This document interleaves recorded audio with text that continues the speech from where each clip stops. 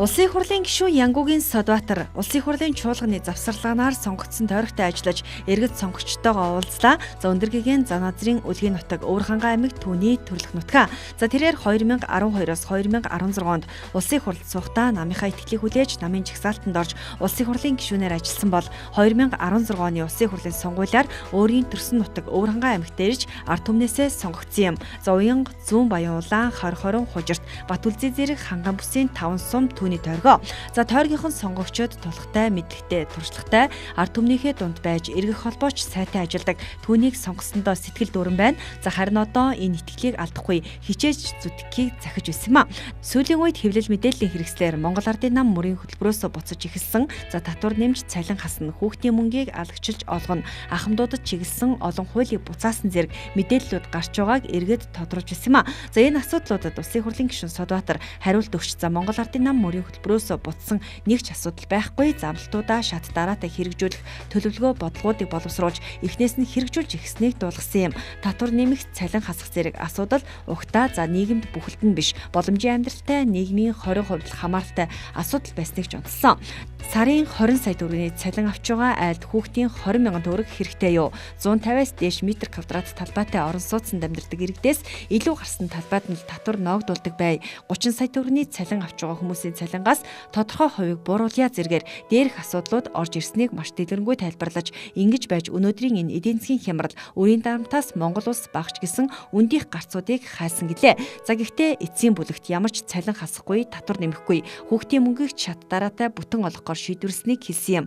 Харин малчид хэдэн сарын өмнөхөө бодвол амжиргаа нь арай дээрдэж гэрэл тусч хавар 200 төгрөгт хүрээд байсан хоньны нэхий өнөдөр 2000 төгрөг болж нэмэгдсэнийг цаашаасан юм а. За цаашид ч малын мах түүхийн эдийн үн өсөөсэй гэсэн хүлээлттэй байна. Айл өрхүүдээр орж санал бодлыг нь сонссон гишүүн Өвөрхангай аймгийн Зүүн Баян улаан Батүлзий хужирт хар хорин уянга зэрэг тойргийнхоо сумуудад ажиллаж иргэдтэй уулзалт зохион байгуулсан юм а. За иргэд энэ үеэр мөн өөрсдөд тулгамдаад байгаа асуудал шийдвэрлэхийг хүссэн зүйлсээ асууж санал болгон тавьж байлаа. Эрүүл мэндийн даатгалаа төлөөд одоо ажиллаж байгаа хүмүүсүүд явдаг. Эрүүл мэндийн газар очиод ямар нэгэн нэмжлэгийг хэлгээд эргээд эрүүл мэндийн газар манайд хамаагүй гэдэг. Тэгсэн мөрчлөө эрүүл мэндийн даатгал байнга явж идэг. Тэгээд энэ чинь бас нийгмийн даатгал эрүүл мэнд хийж явсаар байгаа цалин чинь жоохон өсөөд ирвэл улмд өсөөд идэг шүү дээ. Одоо 130 мянгаас 150 мянгаас манай хэмжээнд тушаагаад явж идэг шүү дээ. Тэгээд энэ чинь ерөөсөө нэг хооронд уялдаа холбоо байхгүй юм аа.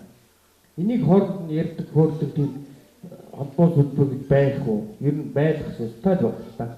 Хуулийн гол зүйлүүдийг хэрэгжүүлэхгүй байгаа. Одоо энэ засгийн газрын үед бид хэрэгжүүлэх баг гэж бодож байна. Өмнө бид юу гэсэн бэхээр эрүүл мэндийн даатгалынхаа хувийг нэмчихье. Нэгснээ өмнө 8000 гаруй өгдөг гэсэн тийм ээ. Одоо 46 өгч байгаа. Тэгээд хувийг нэмээ дагаад эрүүл мэндийн даатгалтай бол эмнэлгийн үйлчилгээ эмчийн үйлчилгээ авдаг нэг төрлийн олшруулчих. Одоо тэр Эмра гэж байгаа, CD гэж байгаа, компьютер томограф энэ одоо бүх шинжилгээ үйлчилгээ бол үндсэндээ хувьнээс мөнгө гарахгүй бүгд даатгал системээр явуулдаг ийм хэлбэрт орё гэж энэ хувийн нэмсэн хууль баталсан. Хоёр эрүүл мэндийн даатгалын санга нийгмийн даатгалын сан шиг бусдын салгаад эрүүл мэндийн яамны дэргэд эрүүл мэндийн даатгалын агентлаг гэж байгуулад эрүүл мэндийн даатгалын сан нь тусдаа нийгмийн даатгалын сан тусдаа байхаар хуульчилсан. Харамсалтай нь өмнөх засгийн газрын үед энийг хэрэгжүүлээгүй ганцхан зүйлийг хийсэн энэ хуулиас тэр нь бол иргэдээс авдаг даатгалын шимтгэлийн нөгөө мөнгөний нэг бусад зүйл нь хийгдэхгүй. Самар гарлаа гэж нэг шуудаа самар болсон. Нөгөө самар нь өндөрдөггүй. Ганц хоёр хүнд өвлөгтэй амттай хүмүүс байдаг. Энийг дарахад самрын өн өсдөггүй. Энийг хардсан. Хоёр хүмүүс сэтгэлтэй ийм болсон ийм хүмүүсүүд байна. Энэ талаар одоо энэ Монгол Ардын нам өөрөө нийгмийн баримжаатай чиг үүрэгтэй ийм одоо өтгөлтэй нам шүү дээ. Тийм учраас одоо энэ дээр анхаарч өгөөч. Тэгжээж энэ улс орныгоо хөгжүүлэх иргэдний бас нэг яахан мөнгөтэй өнгөтэй болохоос мэдээ хичсэн арга хэмжээ авахгүй. Яг одоо манай хөдөөний улсууд ч бас сууж байна. Эдгээр хувьд бол Оросын холбооны улсад хамар их сайн гарсан. Энийгээ дагаад хятад улсаас бол манайхаас авч ирсэн самрынхаа нөөцийг Оросоос аваад манай самрын үнээс өсөхгүй байна. Одоо нэг 3000 таа байгаа тийм ээ. Тэгээд самрыг бол бид нар самрын үнийг чиглэлээр засгийн газар дээр бас яриад байна. Тэр гадагшаа гардаг айлын зарчмын төвөж болох нь үгүй юу? Гадагшаа гаргаж байгаа аж ахуйн нэгжүүдэд нь зөвшөөрөл өгье гэж ингээд самрын асуудлаар байгаль орчны дэвшээлээр ахлуулсан ажлын хэсэг гараад судалж байгаа. Үүнээс гадна малчдын тэтгэврт гарах насыг наашлуулах, захимдуудад тэтгэмж олгодог болох оюутны зээлийн сан байгуулах зэрэг асуудлуудаар иргэд асуулт тавьж эхнээсээ хэрэгжиж 70-аас дээш насны ахмадуудад тэтгэмж олгодог болно. За оюутны зээлийн санг байгуулж улсын төсөвт 20 тэрбум төгрөг суулгасан зэрэг нааштай хариултуудыг сонссон юм а. За малчдын тэтгэврийн насыг наашлуулах асуудалч тэдний дунд хүлээлттэй олон асуудлынх нь нэг байна. Малчдын тэтгэврийн насыг 5 насаар наашлуулах энэ байр суурь дээр байгаа. Тэмцээс энэ асуудлаа эрт өрнөлийн хөтөлбөрт оруулсан. Малчдын тэтгэврийн насыг наашлуулах энэ хуулиуд би намрын тулд хэлцэж эхлэнэ гэж бодож байна. Энийг бид нар батлаж гаргана. Аймаг орон нутгийн хөгжилтэй шууд хамааралтай. Энэ нутагт оршин сууж амьдардаг иргэдээс гадна ирж буцаж байгаа гадна дотны жуулчид бүх иргэдэд хамааралтай нэг асуудал зам гүүрний асуудал байгаа юм байна. За хэрв улсын төсөв сэргэж бүтээн байгуулалтын ажилд хөрөнгө суулгаад ирвэл за эндээс сонгогдсон гишүүний хувьд хамгийн түрүүнд шийдвэрлэх асуудал энэ гэдгийг Содотор гишүүн хэллээ. Зам гүүрний асуудал байгаа маа. Одоо ямар ч байсан энэ хойдын гүүрний нэг зураг хийгдэл дуусчихэ. Энэ жил аймгийн төсвөөс мөнгө тавьж байгаад иштерч дараагаа орон нутгийн сонгуулиас өмнө нөгөө аймгийн иргэдийн орны сонгуулиас өмнө ярьж байгаад аймгийн секретартай ярьж байгаад аймгийн төсвөөс мөнгө тавиад энэ хойдлын одоо орон гол дээр тавьдаг бетонын төмөр бетонын гүүрний зураг төсөв нь бол одоо хийгдээд дуусчих. Хэрвээ зураг төсөв ингэж батлагдаад төсвөр хийгдээд дуусах юм бол энийг бид нар улсын төсвөр хийхээс арга байхгүй. Энийг бол нэг сум юм уу аймгийн хэмжээнд хийж болохгүй. Ойролцоогоор нэг 3 тэрбум тийм ээ. Төгрөгийн төсөв гарахаар өнгөтэй урьдчилан байдлаар явж байгаа. Нөгөө ажилд явж байгаа учраас хараахан одоо ихтэй гэж гараагүй. Нөгөө төсөв хэлцгээр бол 17 онд шинээр ямар нэгэн төсвийн хөрөнгөөр шинэ барилга байгууламж энэ 17 онд эхлэхгүй гэдэг юм яриа. Хэрвээ шинэ барилга байгууламжийн асуудал яригдах юм бол би миний тойрог дээрээс хамгийн түрүүнд яригдах байгаа асуудал бол энэ хойд гүүрний асуудал.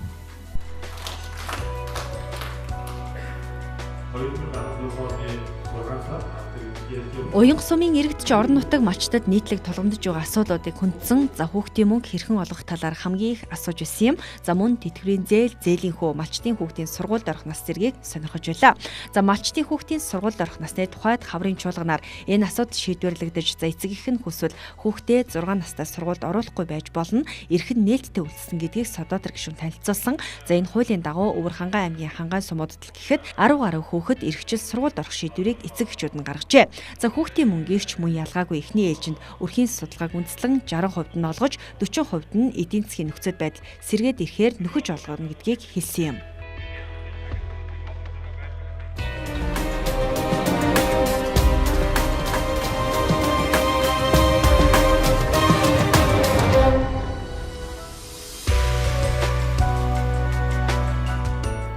Иргэдийн уулзалтаас гадна төсөвт байгууллагуудын үйл ажиллагаатай орж танилцсан. За эрүүл мэндийн салбарын хувьд орон нутагт хамгийн тулгамдсан асуудал нь за иргэдэд эрүүл мэндийн үйлчилгээг хүргэж үйлчлэх ёстой. Эрүүл мэндийн төв нь ганц ч машингүй байгаа асуудал байна. За Содотор гишүүний ажилласан 5 сумын 2 ч сум нь ганц ч машингүй үүнийг зохих газарт нь хандаж шийдвэрлэж өгөхийг хүсэж байсан юм а. Харамсалтай нь гадны тусламжаар эрүүл мэндийн яам сумдад түргэний машин олгох ёстой ч тендерийн бодлонтой асуудлаас болоод өнөөдөр ийм байдалтай байгаа юм байна. Хангаш дэмлэг учраас дуудлагандаа өөрсдөө явдаг. Хүмүүс өөрсдөө ирнэ гэж байдаггүй. Хөдөө орон нутгийнхаа дуудлаганд явдаг. Дээрээс нь сар болгон вакцинаар ингээд товлын вакцинаа ингээд багуудаараа тойроод явдаг. Тэгээ ийм үед ингээд хамгийн гол хэрэгтэй юм бол автомашины асуудал байхгүй юу? Тэгээ манай машин 2015 онд хугацаанд туссан. Парк шинжилт хийгдээгүй одоо ингээд 7 сараас өнгөрсөн 7 сараас хойш огт явуулгүй ингээд зогсчихсан. Тэгээ бид нэр одоо ингээд хувийн машин хувийн хүмүүсийн надаргийг гуугаал ингээл дуудлаганд явдаг. Хөдөө орон нутагт тулгамдсан асуудал олон. За эмнэлгийн үйлчлэгнээс гадна олон жилийн насжилттай сургууль цэцэрлэгийн барилгууд сургалтаа явуулахад хүндрэлтэй байгаа талаар нутгаас сонгогдсон гишүүндээ учирлаж нөхцөл байдлаа танилцуулсан юм а. За тэдний нэг нь Батүлзий сумын ерөнхий боловсролын сургуулийн хуучин барилга байгаа юм. Дээврээсээ тусаал гоожиж орсноороо таазан нэвчээд за тэгээд дээрээс анги стул коридорын одоо шавар нь таазны шавар нэг нураад хүүхдүүдээ одоо сурж боловсрох орчинд одоо бас нэлийн одоо хүндрэл бэрхшээл үүсгээд ингэж байж байгаа юм аа. Улсын төсөв хүндрэлтэй байгаа учраас ойрын 2 жил улсын төсвөөр шинэ барилгын ажил эхлэх боломжгүй гэдгийг мэдэгдээд байгаа. За тиймээс сургуулийн удирдлага эцэг эхчүүд нийлж хандив цуглуулан нэг хүүхэд 1 кг самар аянигч өрнүүлж урсгал засвар хийх зэрэгээр чадах хэмжээндээ ажиллаж байна. За мөн Батүлзий сум гэхэд хангаан сум учраас самар ихтэй сүүлийн 2 жил өмнөх жилүүдээс ч илүү ургасан нь орон нутгийнхаа төсөвт орлого оруулж өөрсдөө энэ мөнгөөр бүтээн байгуулалт хийх боломж бүрджээ. За тодорхойлбол үзэгч таны харж байгаа энэ барилга 75 хүүхэд шинээр баригдаж байгаа цэцэрлэг. За цэцэрлэгийг самарнаас олсон 500 сая төгрөгөөр орон нутаг өөрөө бүтээн босгож байгаа юм байна. Ирэх сард ашиглалтанд орохоор төлөвлөжээ. Бас нэг 800 сая төгрөг төлөвлөсөн. Түүнээс бас орон нутгийн төсөвт урсгал зардалтай бас тодорхой хэмжээний мөнгө авч үлдээд яг энэ цэцэрлэгийг бид нэг 500 сая төгрөгөөр барьж босгож байна.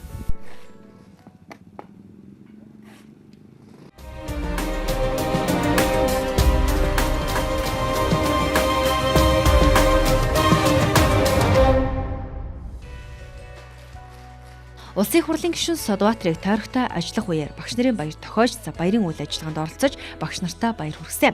За Өвөрхангай аймгийн Хар хорин сумын Орхон цогцлбор сургууль улсдаа тэргүүж энэ жил улсын тэргүүний сургууль болсон байна. Үе үеийнхээ багш сургууль мөжөөлөгч ажилчдынхаа хөдөлмөрийг өнлөж чадсандаа маш их баяртай байгаа. Тэгээ манай сургууль ер нь 2001 оноос эхлээл одоо аймгийн хэмжээнд улсдаа одоо тэргүүлж манлайлж олон өргөмжлөлийг хүртсэн. За тэгээд энэ хичээлийн жилд болохоор эсэлт ерөнхий шалгалт аймаг улсын дунджаас илүү сургасан тогтмол амжилттай мөн аймгийн олимпиадад дандаа тогтмол ихний байр шалгалдаг.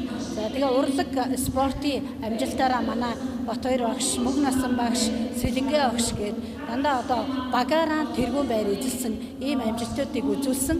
За мөн сургууль хамт олноороо бид хүүхдийнхээ чадварыг дээшлүүлэх ийм зүйлийг хийж чадсан. Тухайлбал одоо хамт олноороо хүүхдүүд бага ангид гэхэд одоо анги хамт олноороо шүлэг уншиж сурах те. Тэгээд дунд ахлах ангидаа болохоор багаараа одоо хичээлээ давтдаг байх ч гэдэг юм ингээд олон чадварыг эзэмшүүлж чадварсан учраас биднийг одоо бас энэ улсын тэргүүнээр шалгаруулсан байхаа гэж бодож байна. Хар хорин сум ерөнхий боловсролын 3 сургууль 5 цэцэрлэгтэй. За 2500 орчим хүүхэд сургуулийн өмнөх боловсролд хамрагдах ёстойгийн 90 орчим хувь нь хамрагддаг. За сүүлийн 4 жилд 400 орчим багш ажилтнаа гадаад дотоодод мэргэжил дээшлүүлэх, туршлах, солилцох хөтөлбөр сургалтуудад хамруулсан. За сурагчид нь ч аймгийн болон улсын олон олимпиад уралдаануудад тэргүүлж төрүүлсэн байна. За энэ мэт энэ жил Өвөрхангай аймгийн Хар хорин сумын боловсролын салбар өндөр амжилттай байсныг сумын цэцэг дарга 50 дахь жилдээ тэмдэглэж байгаа. Багш нарын баярын өдөр онцолж баяр хүргэсэн юм. За мөн хамт олноо тэргүүлэн ажилласан болон салбартаа олон жил хүчин зүтгэж байгаа багш ажилтнууд ингэрээ мэлж засгийн газар болон яамны шагналуудыг хүртсэн юм. Тойрогтой ажилласан улсын хурлын гишүүн Содбаатар шагналыг нь гардуул өглөө. Боловсролын байгууллагад 20 жил ажиллаж байна. За 1996 онд Монгол Улсын сургуулийг төгсөөд тэгээд төрлөх сургуультай ирж ажиллаад 20 жил ажиллаж байна. Тасралтгүй ажиллаж байна сургуультай. Тэгээд энэ хугацаанд бол маш олон шагнал төрүүллээ. За улсын аймгийн олимпиадын 4 хүүхэд аймгийн олимпиад аврагсан. Улсын олимпиаданд тусгай барилдсан. Тэгээд одоо энэ шагнараас хэд хуульч, прокурор эдийн засагч необанаар маш олон төрөн гарсан. Боловсролын салбарт би 10 жил ажиллаж байгаа. Би 2003 онд авраг дэвтэр сургуулийг төгсөөд Орхон цогцлбор сургуульд ирж ажилласан. Тасралтгүй 10 жил болж байна. Багш байхын сайхан нь бол одоо багшаагаа дуудуулах маш сайхан. За тэгээ шавнырынхаа амжилтаар бахарах маш их сайхан байж байгаа. Ер нь амжилтууд маань одоо улсын аврах шалралт тэмцээнээс бас миний шавнар бас нэлээ 4 алт, 4 мөнгө, 5 хүрэл медаль авсан тийм сайхан амжилттай байна. Багш нарын баяраар энэ хүн сайхан шагналыг авч байгаад их баяртай байна. Балчир хүүхдүүдийнхаа эрүүл мэндийн төлөө одоо сэтгэл зүрхээ гарган ажиллаж байсныг маань төр засаг өндрөөр үнэлсэнтэй л их баяртай байна. Сүр насны хүүхдүүдтэй л байнга ажилдаг. Хүүхэд гэдэг бол энергитэй, сайлган цагаан сэтгэлтэй, ер нь бол нэг өвчин эмгэг гэдэг байхгүй, эрүүл сар бол их сайхан байдаг. Тэднийг эрүүл мэндэ хамгаалж эрүүл хүн болон төлөвшүүлэлт хувь нэмрээ оруулдаг. Тэрэндээ их баяртай байдаг. Дотор байртай сургууль би ажилдаг. Тэгээд дотор байрны хүүхдүүд бол ээж аваасаа алслагдсан хол ингэж байж байдаг. Дандаа бид бол ээжийн оронд ээж, аавын оронд аав ингэж болж ажилдаг. Багш нар зөвхөн баяраа тэмдэглэж ингэрээ мэлаасангүй салбартаа тулгамдж байгаа асуудлуудыг ч ярилцсан юм. Өнгөрсөн жилүүдэд хоримтлагдсан байсан үрийн асуудлыг цэгцэж жигдрүүлсэн нь тэдний өмнө шийдвэрлэгдсэн томоохон асуудлуудын нэг болсон байна.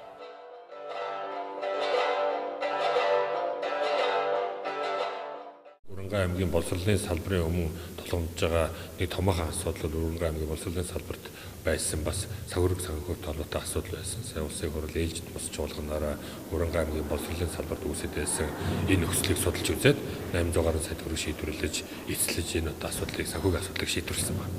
Ер нь бол бид нар энэ боловсролыг одоо иргэдэд хүргэж байгаа хүртээмжтэй байх. За иргэдэд хүргэж байгаа боловсролын чанар хүртээмжийг сайжруулах чиглэлд бол нэлээд онцлогч анхаарч ажиллах ёстой. Боловсролын салбар бол Монголын ирээдүг бүтээж байгаа Монголын одоо ирээдүг одоо бүтээх эзэдийг одоо боловсруулж байгаа тийм ээ төлөвшүүлж байгаа энэ салбар учраас боловсролын салбар бол ихэнх анхаарал хандуулах ёстой. Монгол улсын их хурлаас төрөөс боловсролын талаар баримтлах бодлогын баримтчиг гэж ирэх 10 жилийн бодлогын баримтчиг. Энэ бодлогын баримтчгийн дагуу боловсролын багц хуулинд энэ хаврын шалгалтаар өөрчлөлт орсон. Нэгснээ энэ 2016-аас 17 оны хичээлийн шинэ жил бол боловсролын салбарт эргэцсэн шинэ орчин. За боловсролын салбарын одоо 10 жилийн бодлогын үйл ажиллагаа эхэлж төрийн бодлого хэрэгжиж эхэлж байгаа ийм он. Энийгээ дагаад боловсролын салбарт нэлээд олон шинэ шинтгэлийн ажлууд эхэлж байгаа ийм он жилүүд он юм аа гэж бодож хэлье.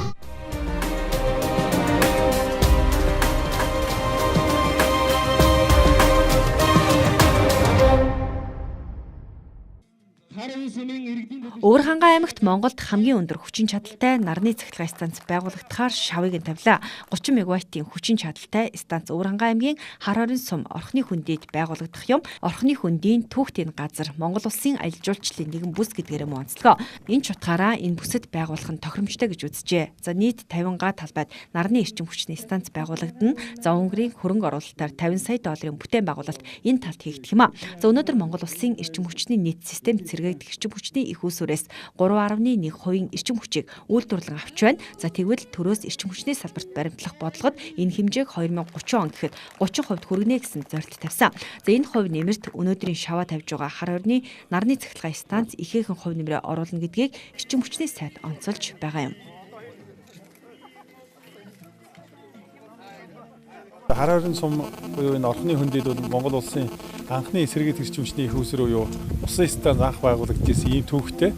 За үүний дараагийн одоо 30 мегаваттын 2 дахь их усүр бас энэ Орхны хөндийд баригдаж энэ бол цаашдаа Монгол улсын аялал жуулчлалын төв болсон энэ Орхны хөндийн төв дурсгалт газрууд за мөн одоо энэ аялал жуулчлалыг цааш нь татах нутгийн иргэдийг ажил орлоготой болгох за мөн одоо эрчим хүчний системүүд энэ алслагдсан одоо алдагдaltaй шугамсуулжийн алдагдлыг багасгахад бол нэлээд ач холбогдолтой их усүр болж байгаа маа. 50 сая долларын хөрөнгө оруулалтыг Унгарын талаас хийж за тайж групп гүйцэтгэгч нь байх юм а. За энэ зардлаа 10 жилд багтаа нөхөж Монголын төрд хүлээлгэж өгөх төлөвлөгөөтэй. За станц эрх хавар ажил нь эхэлж 2018 онд ашиглалтанд орох юм байна. Төсөл хэрэгжих хугацаа бол жил 2 сарын дотор одоо ашиглалтанд орно гэсэн үг. Цаашдаа бол ингээд найдвартай одоо ханган бүсүүд ингээд сэргийгдэх эрчим хүч хангаж чинь гэсэн үг л дээ. Одоо байгаа эрчим хүч дээр нэмээд. Тэгэхээр одоо байгаа эрчим хүч маань шугамын алдагдал нэлээд ихтэй явдаг. Тэгэхээр энэ алдагдал бол багасна. 2016 оны улсын хурлын сонгуулийн дараа Монгол Улсын засгийн газар шинээр байгуулагдаж гадна дотны хөрөнгө оруулагчдын итгэлийг сэргээх хөрөнгө оруулалтыг татах чиглэлээр идэвхтэй ажиллагаа явуулж байна.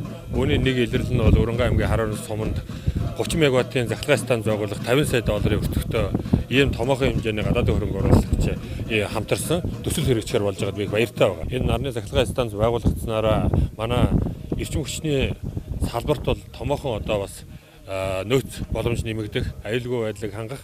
За нөгөө талдаа улсын одоо төсөвт ихэнх хэмжээний татвар хурамч төлөх. За мөн одоо орон нутагт бол ажлын байр бий болох ийм нөхцөл боломж бүрдэж байгаа. За энийгээ дагаад энэ томоохон бүтээн байгуулалтад дагсан одоо олон аж ахуйн нэгжүүд бас энэ үйл ажиллагаанд оролцож хамтарч ажиллах бас боломж бүрдэж байгаа.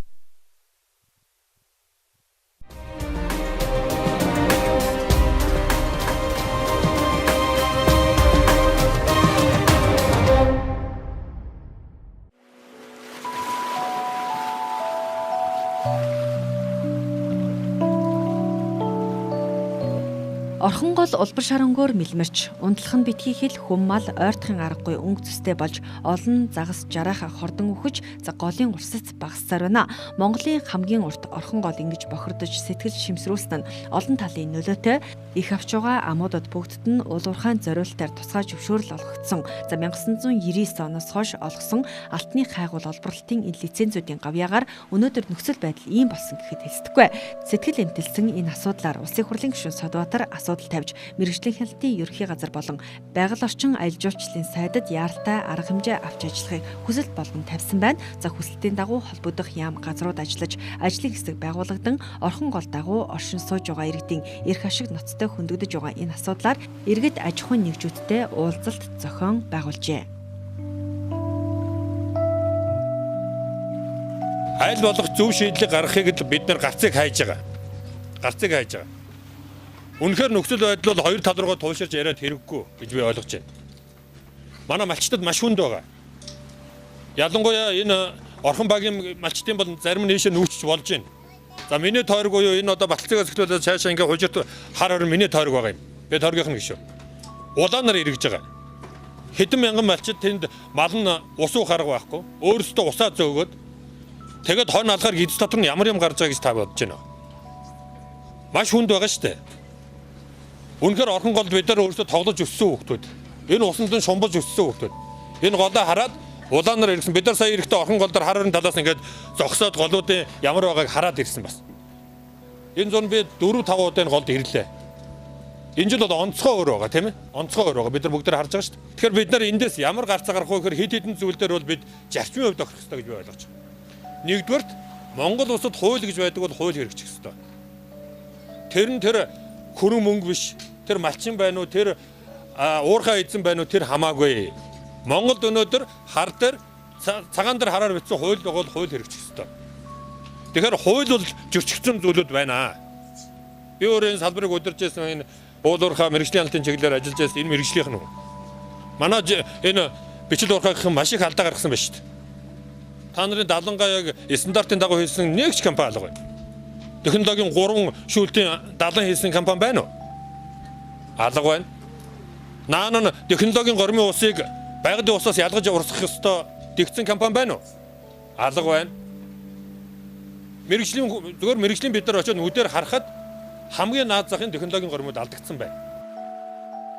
Ажлын хэсгийн дүгнэлт хууль бусаар үйл ажиллагаа явуулж байгаа алтны компаниудын үйл ажиллагааг зогсоох шаардлагатай гэж гарсан байна. За орхон гол өнөөдөр шалбаагаар урсаж маргааш ганхнуур шиг ширгэж замхархвэ гэсэн айдас нутгийн иргэдэд байгаа юм а. За Улсын хурлын гишүүн Содбаатар энэ мэт орон нутагт нь тулгамдаад байгаа олон асуудалтай танилцж нэгдсэн чуулганы завсарлагаанаа тойрогтой ажиллаад ирсэн байна.